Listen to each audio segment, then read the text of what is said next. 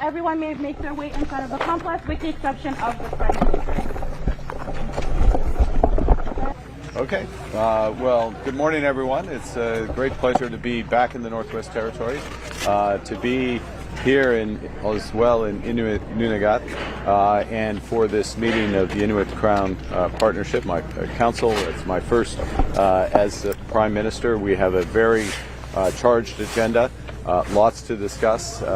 Of course, at the core is this opportunity to build major projects, nation-building projects across Inuit-Nunagat, across the Northwest Territories, across Canada, in partnership.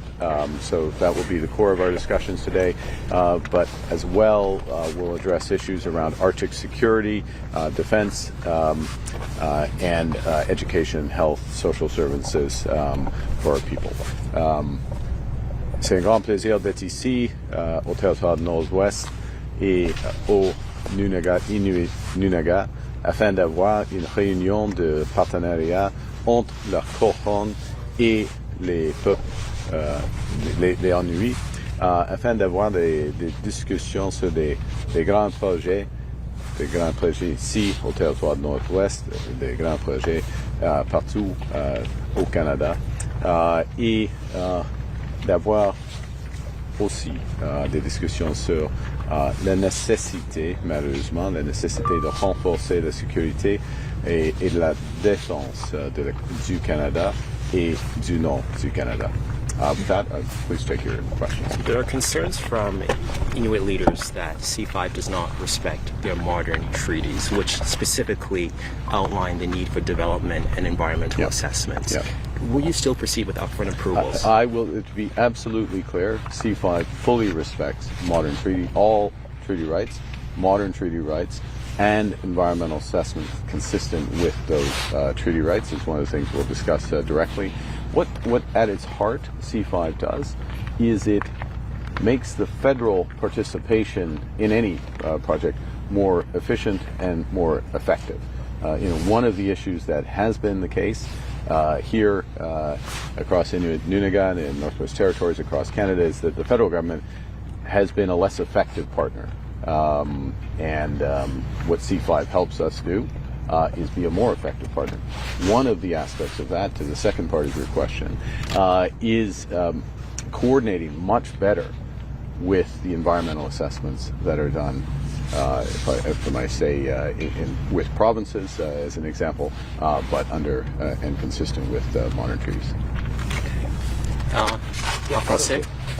En français, c'est absolument au sein de C5, c'est le respect des accords modernes et les approvisionnements environnementaux consistants, qui sont absolument consistants avec les accords modernes. Et au fond, C5, c'est un projet de loi qui rend le gouvernement fédéral plus efficace en ce qui concerne la grande construction des grands projets à l'échelle nationale. Merci. Thank you. So Jordan's principle is designed to ensure Indigenous children have sustainable, equal access to government services. Recent administrative changes by the federal government have led to the loss of around 79 educational positions in Yellowknife School, several of which have large numbers of Indigenous students. Premier R.J. Simpson reportedly raised this issue with you directly. Will you commit to restoring Jordan's principal funding for these schools? And if not, can you explain why, please? Well, I've had a number of discussions with Premier Simpson, including yesterday, around a range of issues. That's the first. We're absolutely committed to ensuring that our youth get a proper education, proper social services, and we provide the funding according to that, consistent with that. We will be discussing today the Inuit Child First approach, and making sure that we can provide. One of the issues that will be addressed today is, or discussed today and needs to be addressed, is more stable and secure funding for the Inuit Child First program. We'll do one last question.